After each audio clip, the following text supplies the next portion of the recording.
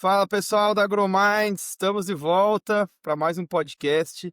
E como a gente mesmo já falou no podcast 1 de plantas daninhas, que teve uma repercussão muito boa, também é um tema super interessante, ainda mais para o ano que a gente está passando. A gente volta hoje com um podcast nosso, um podcast com a nossa mentalidade, com o jeito que a gente pensa, que a AgroMinds pensa, que é para falar da parte 2 de plantas daninhas, junto com o Fabrício hoje. A gente falar mais focado em herbicidas, né, Fabrício? Positivo. Olá, pessoal. É um prazer estar com todos vocês aqui junto com o podcast da Agromides. O intuito nosso, né, a gente participando aí com o Anderson e com o Fernando, é sempre despertá-los para os problemas agronômicos. Eu sei que a gente anda na correria, eu sei que a gente tem crenças, né, acostumado aí com um tipo de manejo, e às vezes quando a gente escuta outra opinião, e principalmente quando você não tem conhecimento de causa, aquilo ali causa uma repercussão, causa um susto, né.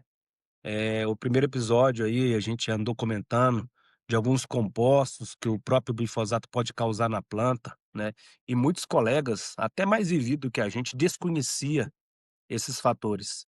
E é normal que isso acaba incomodando, que isso acaba criando aí comentários, e principalmente, é o que importa, tirar o pessoal da zona de conforto, fazer o pessoal pensar, fazer o pessoal expandir os seus estudos à procura de informação. É muito gratificante, né, depois que a gente fez esse bate-papo aí, coisa já antiga, né, a gente já viu 2 colegas muito respeitados no Brasil falando dos mesmos problemas. Então o podcast da Agromides sempre vai ser esse, falar de pontos antes não explorados, a fim de despertar e evoluir a parte agronômica que infelizmente no Brasil está adormecida, Anderson. Muito bom, Fabrício. Realmente tem uma repercussão muito boa. A gente sempre recomenda que assistam um podcast inteiro, né, Fabrício? Não apenas os cortes de Instagram, de TikTok, porque aqui no podcast que a gente realmente passa a ideia central, a ideia real de tudo que a gente quer passar. É, Fabrício, é isso mesmo, Anderson. As pessoas no Brasil gostam muito, né, de pegar aí os cortes e depois fazer já um julgamento arbitrário sem ter um tempo aí de investir em conhecimento, em estudo. Então a gente recomenda, né, vai dirigir, vai visitar um talhão para outro, né, liga o som, liga o podcast da Agromides e troca uma experiência aí com a nossa visão, com a nossa ótica. Ninguém é dono da verdade, todo mundo é mortal, mas tem uma ótica. Procura mais informações, outras opiniões de gente qualificada em cima desse assunto, para a gente poder evoluir agronomicamente, que o Brasil está precisando muito. exatamente. Fabrício, então, já que o nosso foco hoje é mais herbicidas, a gente falou bastante de plantas daninhas no último podcast, num panorama desde do início até o fim, até na parte de secação que a gente comentou. Comenta hoje como é que você está vendo aí os principais herbicidas aí na cultura da soja, nas principais culturas sendo implantadas. Como que você está vendo performance, o que que a turma está indo? O glifosato, ele está ainda sendo utilizado em muitas regiões, né? Acredito que mais de forma geral aí no Cerrado, que é onde você tem uma atuação mais forte. Positivo, Anderson. O problema, né, a problemática de plantas daninhas, ela tinha sido teoricamente, entre aspas, né, resolvido com o advento da RR, do uso do glifosato em soja, só que a resistência ela veio junto, né. Hoje você tem aí pé de galinha resistente a SPS, você tem, né, resistente ao glifosato, você tem buva, você tem capim amargoso, você tem picão, ou seja, a molécula que a gente tem que fazer uma estátua para ela, logicamente, só que hoje a gente encontra muito problema de resistência dessa molécula. Além do problema de resistência, né, o que a gente comentou que deu muito ibope, né, na safra passada, no podcast passado, desculpa, foi aí a interferência, né, que essa molécula causa, principalmente no organismo moderno de soja hoje. Eu recebi vários comentários: "Ah, mas eu sempre usei glifosato". Sim, a gente usava muito glifosato, numa soja RR, numa Desafio, por exemplo, numa 5909. Hoje nosso organismo ele tem recebido muita carga genética, muita biotecnologia em busca aí de elevação do teto produtivo, biotecnologia para outros herbicidas, biotecnologia e higiene para resistência aí a complexo de lagarta, por exemplo, e esse organismo ele tem se alterado, isso aí é fato, né, então a gente precisa combater algumas coisas que podem interferir nesse organismo cada vez mais produtivo, cada vez mais exigente em nutrientes, tanto macro como micronutriente, e alguns compostos gerados pela aplicação muito próximo ao plantio, com a soja muito nova, pode desencadear, né, pode interferir. A gente tem esse composto, né, formado aí pela aplicação do glifosato, que é o AMPA, que interfere na formação de raízes. Interferiu na formação de raiz, vai interferir na absorção nutricional, principalmente de micronutriente. Você vai ter menor sistema radicular, você vai beber menos, você não vai conseguir atingir alguns nutrientes que é responsáveis por lignificação de planta, zinco, cobre, manganês. E uma planta com essa problemática, com a raiz mais curta, com a raiz mais, problemática devido à interferência da formação desse AMPA nas raízes, qualquer estresse, seja ambiental, seja patológico, vai tomar a produtividade do agricultor. Tanto é que a gente está vendo um aumento muito grande de cadófora em soja, de diaporte em soja, né, de risoctônia, de fusário, ou seja, as coisas na agricultura agora, Anderson, tá interligando. Eu preciso fazer um entendimento muito bem feito de fertilidade de solo interferindo em raiz, excesso de calcário, excesso de fósforo nos primeiros 5 centímetros, Hum. residual de herbicidas, tanto da safrinha, como de uso de pré-emergente que a gente está usando em larga escala. Ação desses pós-emergentes também na cultura da soja, que também algumas moléculas tá interferindo aí com fitotoxicidade, e a gente tem que entender disso sim. Por quê? São componentes da produção: raiz, haste, folha, flor, vagem. Eu preciso manter o meu organismo, soja, sem resquícios de herbicida, sem fitotoxicidade, sem práticas agronômicas aí que possam interferir no meu sistema radicular. Nós aqui, Anderson, a gente faz muito, plantio de braquiária, né, auxiliando aí no nosso ambiente produtivo. E o que a gente vê de colegas errando o uso dessa ferramenta mágica, né, que a gente cobria esse solo com essa braquiária, pessoal fazendo uma braquiária aí com 80 centímetros de altura, querendo aquela massa verde, É. aí amanhã chove, sabe o que que eles fazem, Anderson? Larga a plantadeira em cima daquela palha verde. Então, Esquece de alelopatia, esquece de compostos fenólicos, que essa palhada na degradação, na decomposição, pode afetar também o sistema de raiz de soja, vai favorecer todos esses fungos que a gente acabou de citar para vocês. Então a gente começa a ver que um problema está se ligando ao outro. Daí o agricultor vai comprar o programa de herbicida dele. Tudo é custo. A gente vai lá, tá comprando por causa de R$ 1, R$ 2, uma molécula com menor qualidade de formulação de produto, com qualidade menor de matéria-prima. Então a gente vai e coloca um produto que a gente aprendeu no passado, que algumas tabelinhas aí falava aí de residual de 90 dias. Esses produtos de hoje, Xing Lings aí, né, a gente não pode generalizar, mas tem muito produto de má qualidade, de vez de seus 90 dias, tá ficando 150, 160 dias no nosso solo. Aí minha soja está sentindo, a minha safrinha está sentindo, o meu sorgo, o meu milho, o meu feijão, enfim, a gente hoje vai ter que desmembrar todas as nossas práticas agronômicas a fim de um real conhecimento agronômico. Volto a frisar, tudo está interligado. Um residual de herbicida de má qualidade, formulação horrível, matéria-prima de má qualidade, favorecendo patologia. Organismo de soja com perda de rusticidade varietal, perda de rusticidade raiz, estão ruins de absorver nutrientes. Aí eu pego uma fito dessa, um residual, uma herança de herbicida, para onde que vai o teto produtivo do agricultor? Então são práticas que a gente hoje tem que fazer adição de conhecimento. Eu vejo aí, às vezes, uma área, porque não choveu, né, não teve condição de fazer um manejo outonal, e amanhã começa a chover, agricultores plantando em cima de plantas daninha perenizada, Aí amanhã volta com aplicação de herbicida, não vai controlar. Você pega uma vassourinha de botão, 7 espécies no Brasil, que ninguém tá sabendo identificar, tá todo mundo ruim. Vassourinha com flor, não vai controlar. O que que a gente fica pregando? "Ah, cara, você tem um problema de vassourinha, vai lá e faz um dano mecânico dela". Sabendo disso, qual que é o melhor momento da gente já começar o controle de vassourinha de botão? Aproveita a colheita do verão.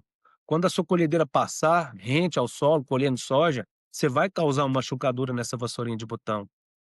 Espera alguns dias aí, uns 3 a 5 dias, já entra com o nosso manejo. Não deixa a vassourinha rebrotar, porque senão a gente vai perder, potencial dos nossos herbicidas. Ou seja, a gente precisa causar um dano, seja mecânico, que eu prefiro, né, via colhedeira, via roçagem, enfim, em algum implemento que você tenha na sua propriedade, para depois a gente entrar com a solução de aplicação. Aí quando a gente vai falar de aplicação para vassourinha, a gente tem várias ferramentas. Clomazone mais Aurora, Clomazone, Aurora, Cafetrazone, né, mais glufosinato, falando no comercial, né, mas até facilita a vida de quem está escutando. Nós temos a opção de triclopir, nós temos a opção de saflufenacil, mais um glifosato. Eu, particularidade minha, tá, não preciso generalizar, o glifosato para vassoura de botão eu prefiro um sal de potássio ou MIPA, né, seja um Zapqui, seja um Crucial, enfim, tá. Nós temos a opção de fluoxipir, glufosinato e diclosulam, dá um sinergismo muito bom. Ah, se eu tiver tempo aí, 30, 35 dias, um produto comercial chamado Calares, mais, né, um oxímetro chamado Triclopir, eu espero aí uns 3, 4 dias, volto com o sequencial de glufosinato mais carfetrazone, ou seja, nós estamos tendo ferramenta de manejar. O que que a gente vê hoje? Muito desconhecimento de moléculas. A gente que teve a oportunidade de trabalhar com soja convencional, a gente aprendeu na dor, levando uns tapa na cara, a gente tem um pouquinho mais de facilidade. Ainda bem que a gente aprendeu na época do convencional que não tinha um glifosato para resolver nada em pós. Porque hoje, com esse tanto de problema de resistência, fica um pouco mais fácil, não é que seja fácil, mas um pouco mais tranquilo para quem consegue entender de moléculas, de somatória de uma molécula com a outra que vai dar um sinergismo, e também conhecer moléculas que somado com outro que vai dar antagonismo, para a gente poder driblar um pouco dessas plantas com maior tolerância a herbicidas presentes no Brasil. Outra planta, muito problema que a gente está apanhando muito para ela, né, é o pé de galinha. Pé de galinha também, pessoal, folha velha não absorve produto. Você pegou pé de galinha ali florado que sobrou e vinha aplicar, você não vai ter bom controle. É uma planta daninha que demanda um conhecimento de tecnologia de aplicação, é uma planta daninha que demanda conhecimento de volume de solução de aplicação, que alguns chamam de calda. Calda para mim é o que coloca em cima de bolo, tá, bolo de cenoura. Eu chamo de solução de aplicação. Eu preciso de solução de aplicação, eu preciso de volume, eu preciso de horário, eu preciso também causar um dano mecânico ou químico, né, seja um produto de contato no pé de galinha, para na rebrota dele favorecer o meu manejo. Nós temos pé de galinha resistente a glifosato, nós temos pé de galinha resistente a CCase, nós temos pé de galinha resistência múltipla. Mesmo assim, pessoal, a gente tem a adoção de um cletodin de boa qualidade, porque tem muitos cletodins de nome comercial no Brasil. Eu, na minha opinião, só salva 2, o restante é com a qualidade muito ruim, não chega refrigerado no Brasil. Você já coloca ele com água, ele já começa a perder performance, ou seja, a gente tem que escolher o melhor cletodin que a gente tem no mercado. Usa aí, lógico, vai ficar caro, né, uma aplicação de 2 litros por hectare, mais uma concentração de óleo mineral de boa qualidade. Aí eu espero 7 dias, eu já entro com manejo de clomazone, mais um WG, um glifosato WG no pé de galinha, eu prefiro mais do que o potássio, por exemplo, mais óleo, ou glufosinato, formizinho, óleo, né. Quando eu vou usar glufosinato, o que que eu coloco para melhorar um pouco mais a performance do glufosinato? Além de escolher o melhor glufosinato do mercado, que nós temos 3 hoje muito bom, embora tenha uma gama de glufosinatos, mas a maioria de má qualidade. Eu coloco aí uma dosagem de sulfato de amônio farelado para potencializar, melhorar o glufosinato na planta, né. Pra quem quer fazer um dano mecânico hoje, um dano químico, desculpa, no pé de galinha para depois fazer esse sequencial, a gente tem a opção de diquat, a gente tem a opção de diquat mais glufosinato mais óleo. Todas as vezes que eu vou colocar glufosinato, eu vou colocar o sulfato de amônio farelado para melhorar a performance desse glufosinato. Quando a gente vai adotar o uso do glufosinato, pessoal, não podemos esquecer que é uma molécula que demanda volume de solução por hectare, demanda horário de aplicação e Horário. demanda luz. Ah, eu tenho uma aplicação que começa às 4 horas da tarde, você vai ter insucesso. O glufosinato, pessoal, precisa de luz para ter seu funcionamento, né, então a gente precisa desse conhecimento. Quando a gente faz esse diquat, esse glufosinato, são 2 produtos de contato, a rebrota é muito rápido, né, eu sei disso. Só que vem a rebrota, o que que eu posso fazer? Voltar com glufosinato mais um tiafenacil, voltar, sei lá, se eu tiver tempo, né, um residual aí, uma carry-over aí de 30 dias, eu posso trazer o Topic para esse sequencial mais óleo, 200 ml de Topic aí junto com o óleo vai me ajudar, só que eu tenho uma carência para cultivo de soja em solo argiloso de 30 dias, um solo arenoso uns 38 a 40 dias, a gente precisa estar tratando desses conhecimentos para a gente manejar plantas. Qual que é o objetivo de manejar plantas adequadamente? É você ter menos plantas perenizadas para você controlar no pós-emergente. O Exato. pós-emergente da soja, pessoal, mesmo que com biotecnologia, a gente tem que respeitar a idade fenológica da planta para a gente estar fazendo, aplicações de pós-emergente. Imagina uma plantinha ali no V2, tecido jovem, é uma criança, um bebê ali ainda, levando aí esse tanto de quimioterapia em cima dela. Para onde que vai a produção do cidadão? Então eu sempre vou defender uma dessecação antecipada, eu sempre vou defender um manejo outonal, eu sempre vou defender manejo com palhas que vai me favorecer como escudo, na entre safra, para eu ter menos plantas adultas no momento da minha dessecação, que na maioria das áreas é feita um dia antes do plantio, ou o cara planta em cima de planta perenizada e depois vai ficar aí lutando com 3, 4 aplicação de sequencial tentando limpar a área dele. E muitas das vezes a gente vê que não está tendo boas respostas, né. E quando a gente está causando essas injúrias também, a gente está deixando essa planta debilitada, favorecendo aí a parte de patógenos. Então, a gente está muito, preocupado, nós estamos muito preocupados aí com a adoção, né, de ferramentas, de tecnologias chamadas herbicidas no Brasil. É, Fabrício, realmente eu vejo que a nossa o que a gente realmente quer passar é as ferramentas que se tem para trabalhar. A gente tem ferramenta, a gente sair fora da caixinha e ir para opções que vão ter mais rentabilidade para o produtor. O glifosato, ele tem sua função, mas a gente tem que abrir a caixa, né, Fabrício? E tem que ser realista. Os materiais que a gente tem hoje de altíssimo teto produtivo, ele se torna uma ferramenta ali que vai tirar sim produtividade. Isso é científico, né, Fabrício? Isso a gente acompanha no campo, isso a gente acompanha através de trabalhos. Então, a nós aqui da Agromais, a gente sempre vai bater em cima de quanto menos a gente conseguir utilizar herbicidas em cima da cultura da soja, a gente vai tentar. Sempre vai conseguir? Nem sempre, né? Mas é igual você falou, começa lá no aplica, que isso que eu queria que você comentasse um pouco mais. A gente que é o momento melhor de se começar, né? Depois que passou a colhedeira lá. Então, eu queria que você abordasse um pouquinho mais estratégias ali no corte e aplica. Depois a gente vem até eh, vai seguindo o mesmo sequencial de tempo aí, igual a gente fez no último podcast. Principais estratégias ali no corte e aplica. Várias plantas daninhas vão ter esse efeito, igual você comentou de aplicar para vassoureira de botão após uns 3 dias. Quando eu estava na Bahia, eu fui lá em algumas rodadas com pesquisadores. Eu vi esse manejo sendo feito, comentaram, né, porque eu estava rodando na safra, eles falando do pé de galinha também, porque na Bahia o pé de galinha estava sendo algo assim que estava tirando muita produtividade de vários produtores. Então, para você falar muito mais desse corte aplica, que às vezes tem algumas pessoas que estão ouvindo o nosso podcast, que talvez não saibam dessa forma de fazer essa aplicação. Como assim? Eu colhi, já vou aplicar, nem tô vendo a planta daninha ali porque foi cortada, né? Então, para você falar um pouquinho mais de herbicidas, igual você já comentou ali, mas estratégias que a gente pode ter aí depois de colher a soja, claro que vai variar muito do que tem de safrinha, se não tem, né?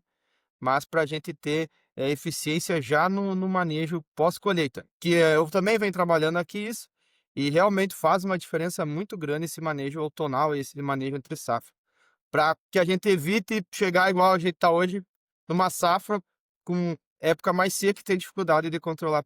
Hoje a gente está observando aqui, né, nunca vi um novembro sem chuva, né, hoje que está chovendo aqui, a gente está aqui no Cerrado, Minas e Goiás, com dificuldade enorme aí de estabilizar a planta, muitas áreas foram semeadas, né, plantadas, né, que alguns gostam de falar plantada, sem uma dessecação, enfim. E agora, sem chover, a planta daninha, que é muito mais eficiente do que a cultura, absorção de água e nutriente, ela tá maior do que a própria cultura. Aí tá seco, o cidadão não sabe o que que faz. Se deixa o mato tomar conta, se vai lá busca alguém com conhecimento e faz alguma intervenção, seja noturna, seja nos primeiros horários da madrugada, enfim. E o produtor que não fizer isso, o técnico de campo que não fizer isso aí, infelizmente ele vai ter problemas aí de competição de plantas invasoras na cultura dele. E eu fico muito preocupado, Anderson, porque é um ano extremamente complicado financeiramente para a maioria dos agricultores, né. Soja não tá com rentabilidade, é um ano, às vezes, quem ficar muito bom de manejo vai trocar 6 por meia dúzia. Infelizmente, aquele que for ruim de roça vai fechar no vermelho. Isso é preocupante. A locomotiva do Brasil, né, o esteio brasileiro, não é porque a gente trabalha na área, mas é a agricultura. A gente não pode enfraquecer os nossos agricultores, o nosso setor, então a gente fica muito preocupado e ansioso com que esse agricultor acerte o manejo. Ninguém está aqui para ensinar ninguém, a gente está aqui para passar a nossa ótica. E a gente nota, né, que teve agricultor que tinha uma área com problema, que fez um manejo tonal, tinha produtor com problema o ano passado, esse ano ele já fez uma planta de cobertura, no caso da vassourinha de botão que a gente está enfatizando agora, essa área recebeu braquiária, recebeu um capim, e a gente viu que foi muito mais fácil, né, manejar essa vassourinha de botão em área que tinha braquiária. A competição com a braquiária, a vassourinha fica para trás. E áreas que, infelizmente, não teve essa oportunidade, quando o agricultor colheu a soja dele o ano passado, em março e abril, a própria colhedeira passando, aquela boca ali, ela vai causar um dano na vassourinha de botão. E a gente não pode esperar essa vassourinha de botão soltar a emissão de novas folhas. Ali é o momento correto de você entrar com ferramentas herbicidas correto para você acabar de aniquilar, aproveitar o dano mecânico que ocorreu na planta, aí de repente entra uma aplicação que vai causar mais um dano químico nessa planta.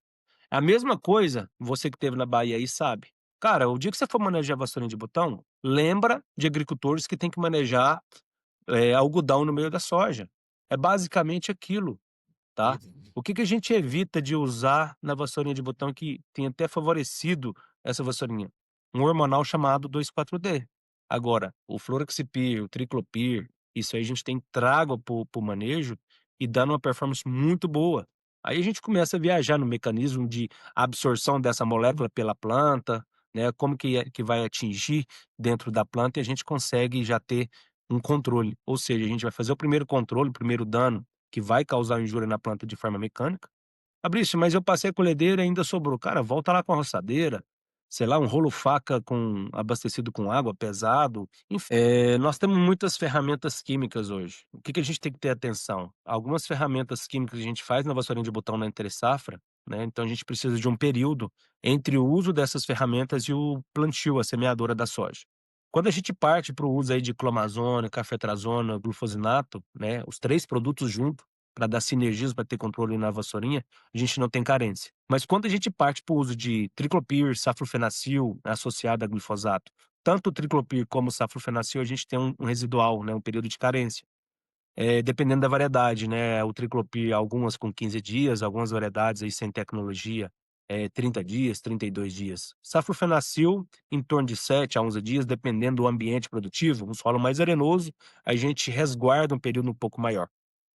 Fluroxipir é um pouco mais tranquilo, nós temos fluroxipir Xing Ling no mercado que 3 dias é suficiente, nós temos outra de outra empresa aí que 1 dia é tranquilo, né, associando aí com diclosulam para plantio de soja é sossegado.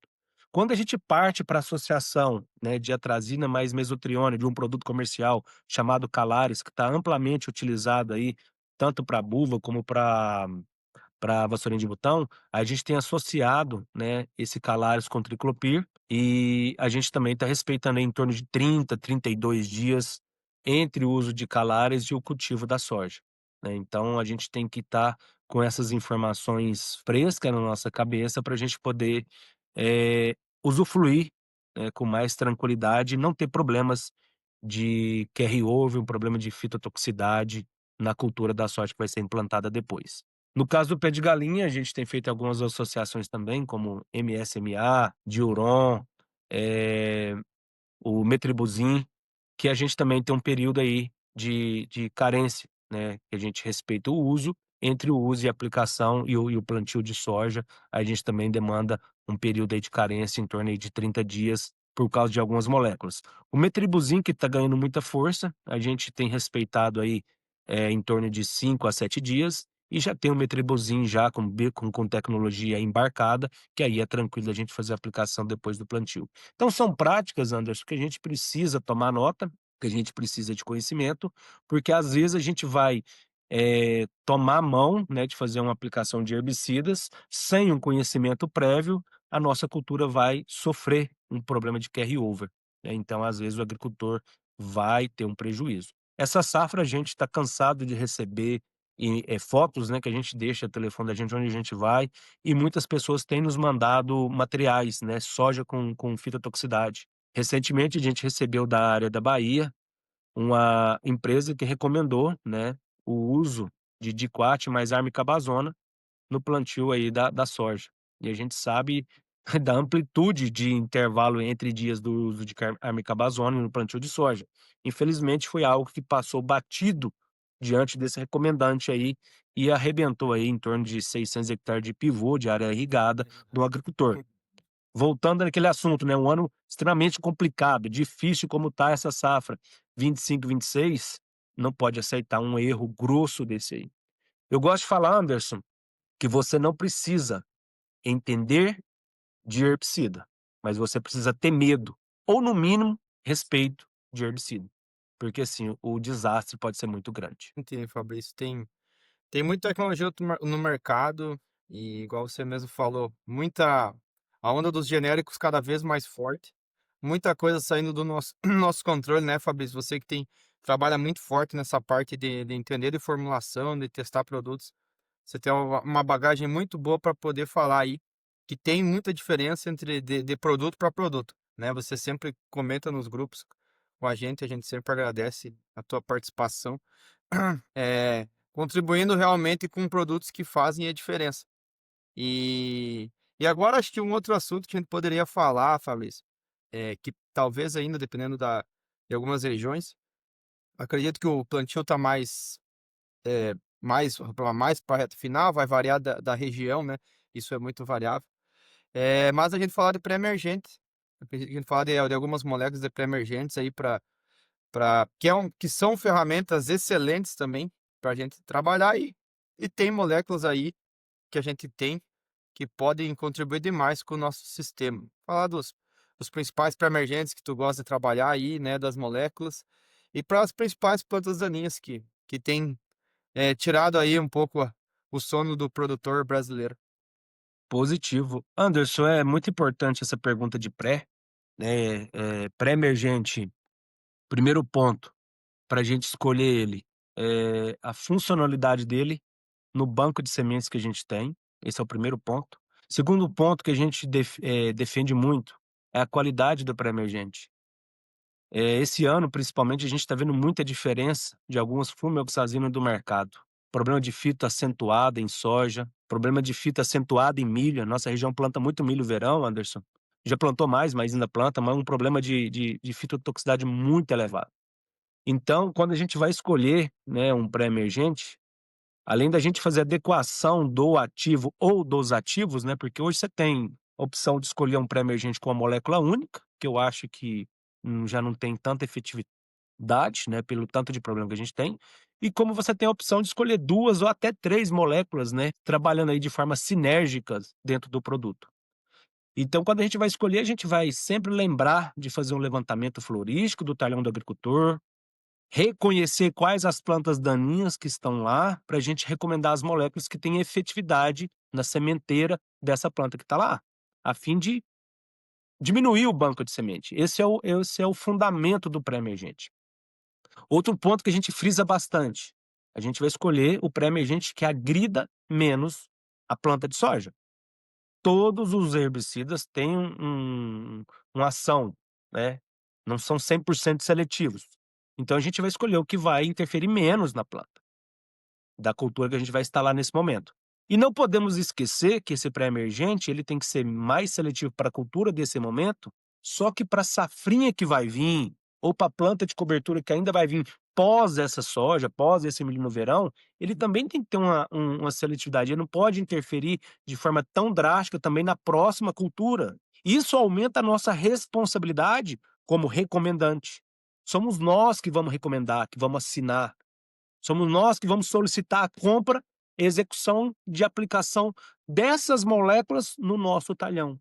A minha variedade suporta essa molécula ou essas moléculas que eu estou colocando nesse momento? A minha cultura que vai vir depois, o sorgo, o milho, a braquiária, o girassol, será que essa molécula não vai afetar aquela cultura depois? Poxa, eu vou usar um diclosulam agora. Para ele ser bom na buva e bom na margoso, tem que ser 42 gramas. Eu vim de uma área que tem aplicação de calagem, de calcário. Vai potencializar o diclosulam. Posso plantar um girassol depois? Um sorgo depois? Um milho depois? Então, são perguntas que nós precisamos nos fazer e responder, buscar resposta para isso. Então a seletividade ela é muito importante, tanto para a cultura que você está usando agora, como para a cultura que vai vir depois, né. Eu acho que hoje é muito normal a pessoa fazer uma segunda safra, né. Ah, quem não faz segunda safra, está fazendo um mix de cobertura, uma braquiária, ou seja, poucos agricultores no sistema produtivo que você tem no Brasil hoje, está deixando um solo desnudo, né, então a gente tem que ter essas preocupações. Hoje eu tenho usado muito, Anderson, a mistura aí de flumioxazina com imazetapir e S-metalaclor, né, para a cultura da soja. Nós temos, às vezes, só flumioxazina mais imazetapir, nós temos outro produto aí com S-metalaclor mais flumioxazina, nós temos o resgate aí do metribuzin, ou seja, a cultura da soja ela está muito bem servida de pré-emergente, né, então cabe a nós agora é saber identificar o alvo que a gente tem para a gente poder fazer o uso. E nós temos também, né, agora um clomazone encapsulado que reativa, né, esse pré-emergente. Vamos supor que você teve um agricultor que fez um manejo outonal muito bem feito, fez a dessecação com antecipação, plantou sua soja no limpo, depois dele plantou a soja no limpo, ele vai vir lá com a sua molécula, né, seja flumioxazina mais imazetapir, ah, tem uma sementeirinha aqui vindo ou outra, coloca lá um glufosinato, coloca um diquate junto com essa aplicação que não vai ter efeito antagônico nenhum. Ah, coloca no mínimo uma cafetrazona ali na para ajudar para pegar uma sementeirinha. Essa semente de soja, ela vai nascer no limpo. Vai chegar aí 18, 20 dias, que é o momento aí para a gente já iniciar o manejo de pós, a nossa área vai estar muito limpa. E agora a gente pode reativar via uma molécula aí que é velha no mercado, né, só que agora se aplica ela por cima, né, em pós-emergente da cultura da soja, pela a encapsulação que vai ter, não vai absorver via folha, então não vai dar fitotoxicidade, que é o clomazona. Ah, posso aplicar o clomazona sem essa evolução? Não, você vai causar fito, mas nós temos aí um produto do mercado que você pode fazer via foliar.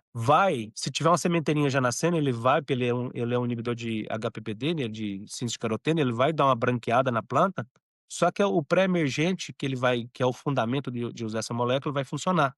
Ou seja, você vai ter uma longevidade, porque você vai reativar o efeito pré desse produto.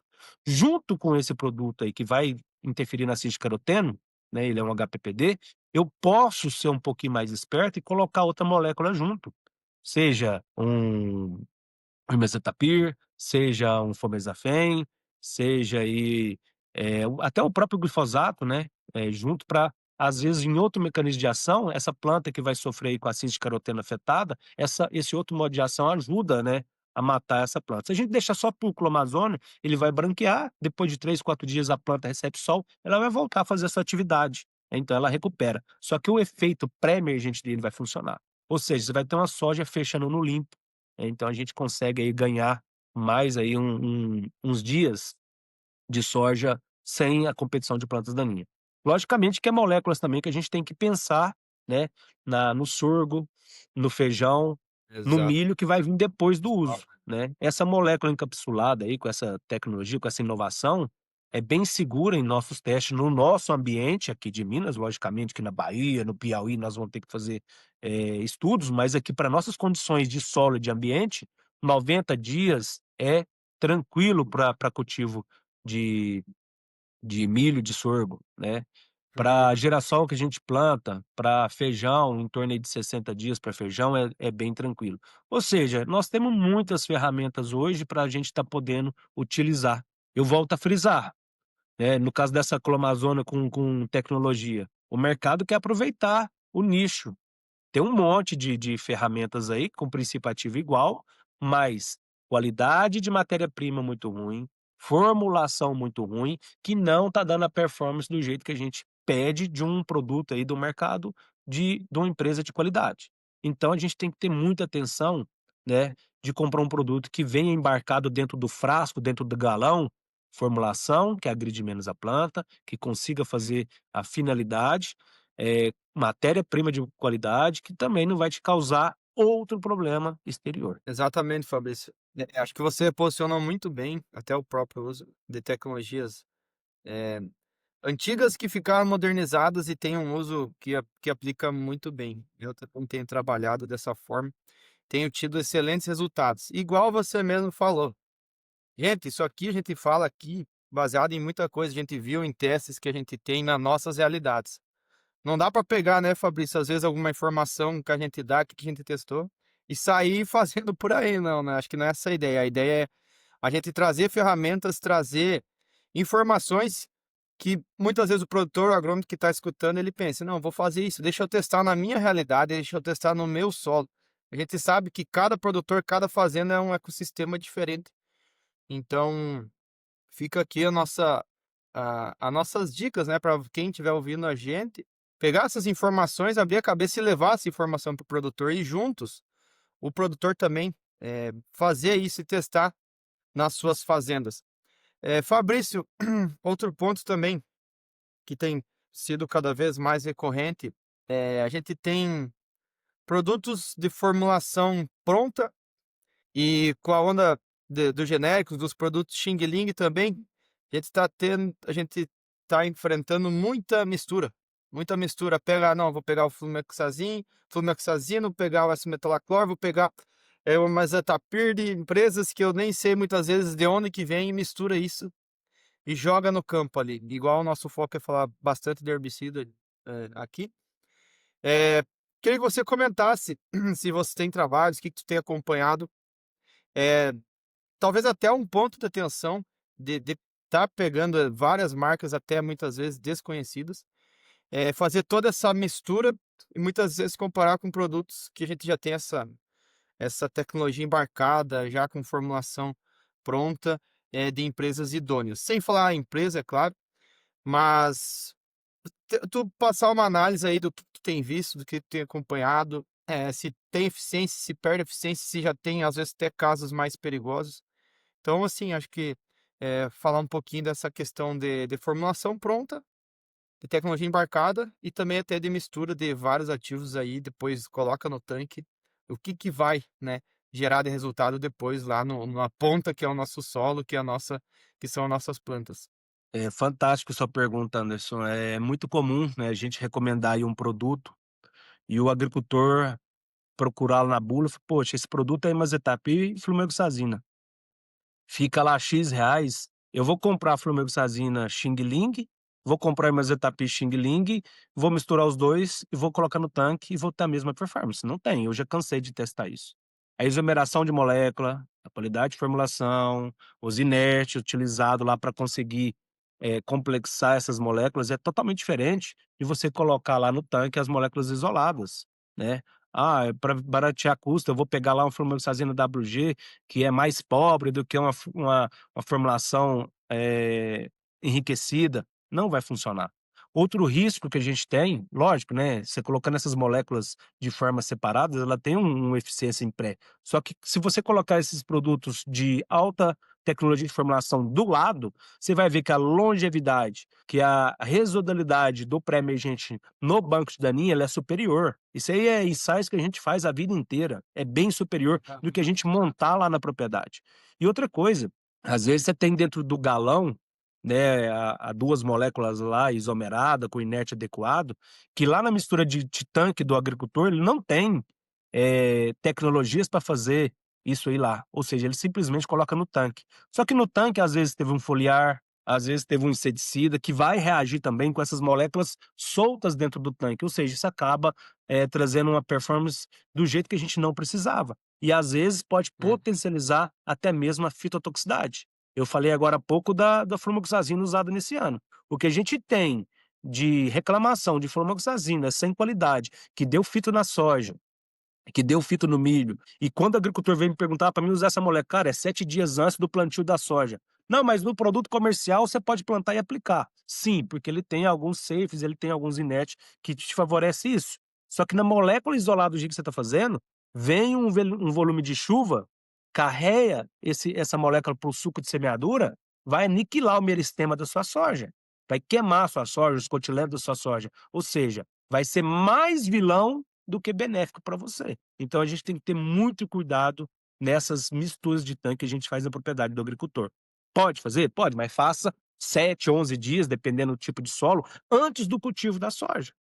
Às vezes, logo após o cultivo, a semeadura da soja, você vai causar um problema muito sério de fitotoxicidade para a cultura da soja. E a gente não quer fitotoxicidade. Por quê? Quando a gente tem fitotoxicidade, a gente vai ter um gasto energético da planta, a gente vai abrir porta para patógeno, sobrevivente de palha, sobrevivente de solo, ou até mesmo de doenças que vão vir, vai bater ali no respingo de chuva e vai pular para dentro, aproveitar aquela lesão na nossa folha, no nosso na nossa haste de soja e pular para dentro da cultura. Então, a fitotoxicidade ela não é desejável para agricultor nenhum. muito bom, Fabrício, muito bom mesmo. Bate-papo excelente mais uma vez aqui com você. Acho que a ideia da AgroMinds é justamente isso aí, a gente trazer um bate-papo leve, direto, para quem estiver nos ouvindo aí, despertar, eh, e abrir um pouquinho a caixa de ferramentas, né? A gente não é dono da verdade, não sabe de tudo, e a gente sempre vai estar buscando aprender.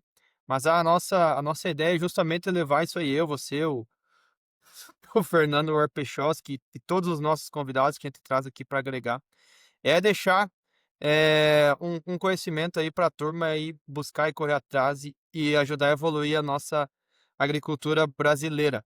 Eh, eu queria chamar todo mundo aí que ouviu a gente aqui no nosso podcast para seguir as nossas redes sociais. A gente está muito feliz com a repercussão aí do nosso podcast, né, Fabrício? Muito Pouco feliz. tempo e a gente já está com bastante seguidores aí, perto do que eu imaginava, né? E acho que é só quem gosta do que faz e faz um trabalho sério, faz um trabalho aí que soma aí. Acho que esse é algo que sempre vai crescer e a gente está disposto a isso, né, Fabrício? A gente está disposto aí a contribuir. Quem tiver sugestões, quem tiver dúvida, aciona a gente lá no nosso Instagram, que é AgroMinds, o Instagram do Fabrício, seja o particular, seja da consultoria, o Fabrício também posta muito conteúdo lá na Agrosset Rural. O próprio Fernando Warpechowski. Então, o nosso podcast de plantas daninhas hoje mais voltado para herbicidas. Acredito que a gente conseguiu deixar uma mensagem, né, Fabrício? E pedir para o pessoal compartilhar aí e nos ajudar. E qualquer sugestão de tema a gente vai estar trazendo aqui, sempre voltado aí para melhorar. É isso aí, Anderson. O objetivo da Agromides é trazer informação relevantes para agricultores, principalmente, para técnicos de campo, gerentes de propriedades, agrônomos, né, consultores, pesquisadores. Como você bem disse, né, a gente não é o dono da verdade, nós temos uma ótica. O que que a gente tem que ter? A nossa classe agronômica ela é muito vaidosa. E nós chegamos num momento hoje que a gente tem que ficar nu de toda essa arrogância que a nossa profissão gera, tá. Não adianta achar ruim, isso aí é fato, a gente vê, é a profissão mais desunida que eu já vi. E às vezes, cara, pegar o que que um podcast desse tá trazendo, vai lá, no mínimo, monta um ensaio. Cara, eu vou testar. Já aconteceu várias vezes a gente fazendo palestra, deixar algumas dicas, e passa aí uma safra, o cara me liga: "Fabrício, você falou pra gente fazer assim, a gente tá fazendo assim, assim, mas isso ficou melhor". Ou seja, a gente também aprende. Você tem uma ótica, só que a nossa ótica é no ambiente aqui do Alto Paranaíba. Nós estamos falando de um país continental que o Brasil. Cara, o que eu falo, vai funcionar no Rio Grande do Sul? Vai funcionar aí na sua casa, na Roraima? Às vezes não, mas pode ser um primeiro degrau para a gente começar a subir uma escada do conhecimento da evolução. Então a gente precisa, cada vez mais, quebrar crenças, evoluir a nossa mente agronômica para a gente sustentar esse pilar que é importantíssimo para a agricultura, que é importantíssimo para o Brasil, que é a cultura da soja, que está cada vez mais precisando de conhecimento agronômico. Por quê? O Hum, organismo mudou. Eu aprendi a trabalhar soja determinada, hoje é soja indeterminada. Eu não Quando eu aprendi a trabalhar, a soja era convencional, hoje você tem soja com várias tecnologias, a resistência, a tolerância de herbicidas. O que que isso está afetando na biologia da planta?